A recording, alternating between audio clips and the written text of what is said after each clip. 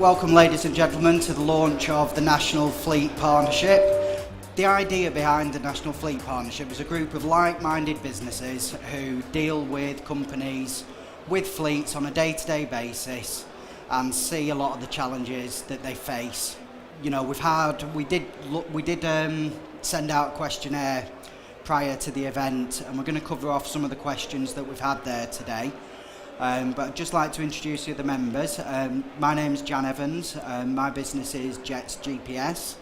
We've got Mark from Keyfleet, Jane from Nash Warren, and Azar from Colne Tyre Centre. Alright, so a few of the questions that we've had. Why do we need to check driving licences? In answer to the question, driving licences, we consider that kind of fleet management 101. If you were running a printing company, for example, and you had a large printing press, you wouldn't let somebody operate that machine unless you were completely convinced they were qualified and indeed licensed to do so. So if you think about checking driving licences, it's absolutely the basics. Companies are required to do what's considered reasonable and practical in respect of managing their occupational road risk.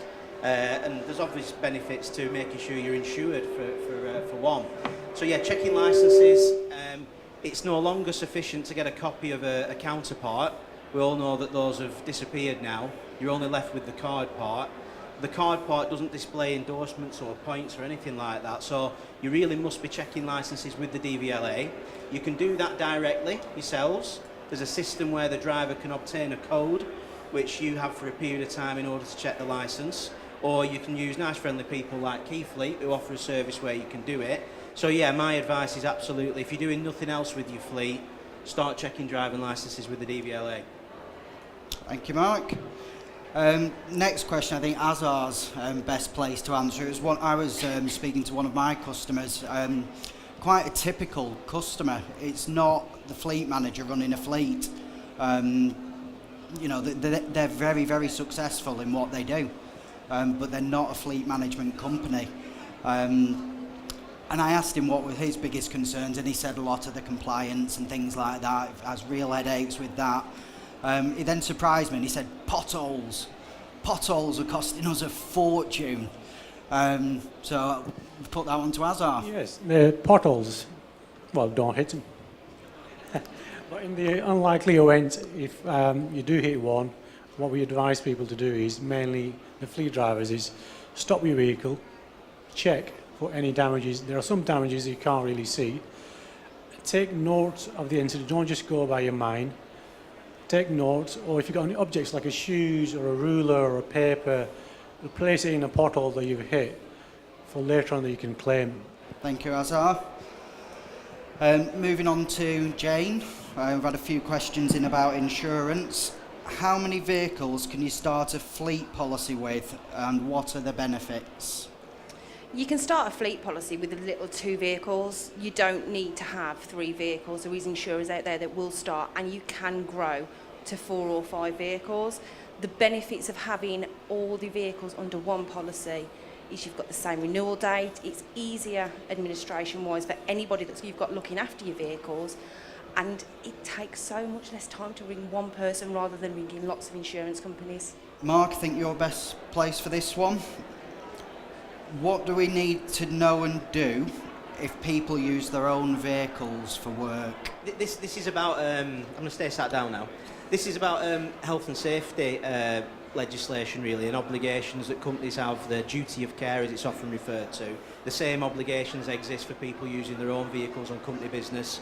The jargon for that is grey fleet, that's how it's referred to in the industry. But yes, those obligations are the same, but potentially you can make that more difficult for yourself by allowing the driver to use their own vehicle. You know, how old does that vehicle need to be? What's the maximum mileage you're going to allow?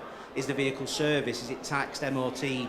Insurance is a big one. Not only private policy, but they need to have business cover as well. I think it's referred to as Class 1 business cover, I think it's called.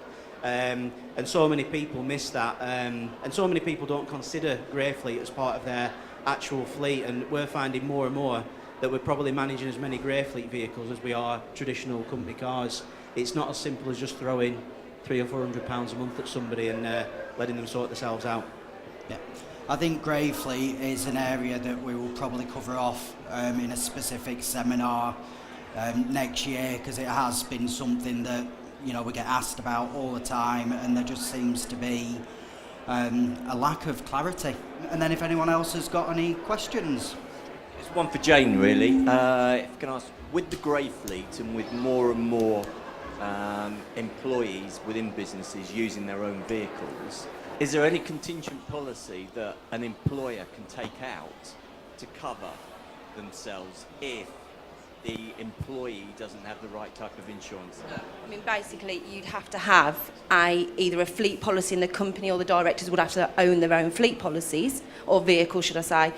Or you would, the only thing we advise our clients is to, if they've got a car they're coming to and from work and you're sending them out, for your peace of mind, is actually to check their actual policy schedule and to make sure that that actually says they've got business use on their policies. It's such a big issue. As soon as companies become aware of it and they realise it's something they've got to manage, it's how do they then deploy a method to manage that isn't too costly and too time consuming for the staff that they've got, or, you know, the outsource option has to be there. We're all over in the fleet zone, so if you do have anything that you want to ask, please do come and see us, and thank you very much for coming along today.